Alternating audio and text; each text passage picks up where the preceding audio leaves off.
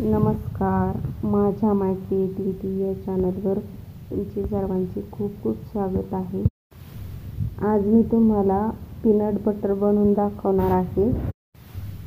Peanut बटरमध्ये खूप सारे protein असतात. पीनट बटरमध्ये खूप सगळे प्रोटीन्स असतात. मार्केटमध्ये मिळणारे पीनट बटर खूपच महाग असते.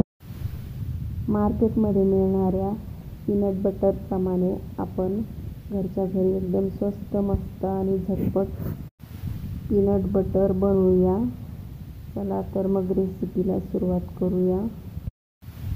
पीनट बटर बनवण्यासाठी मी इथे 2 वाटे शेंगदाणे घेतले आहेत. शेंगदाणे बारीक गॅसवर चांगले छान खरपूस होईपर्यंत भाजून घ्यायचे आहे. शेंगदाणे मी छान भाजून घेतले आहेत. 10 ते 15 मिनिटं लागले आहेत. तुम्ही बघू शकता शेंगदाण्याची सालं आता सुटायला लागली आहेत. शेंगदाणे थोडेसे कोमट झाल्यावर त्याची सालं काढून घेऊया. शेंगदाण्याची सालं मी छान काढून घेतली आहेत. तुम्ही बघू शकता सालं शक्यतो सगळी काढून घ्यायची आहेत. शेंगदाणे आता मी एका मोठ्या मिक्सरच्या भांड्यामध्ये टाकते आहे. त्यामध्ये थोडंसं मीठ टाकून पावडर करून घ्यायचे आहे. शेंगदाणे वाटताना मिक्सर चालू बंद करून वाटायचं आहे, नाहीतर मिक्सर गरम होऊ शकतो. आता त्यामध्ये 4 चमचे मध घालूया.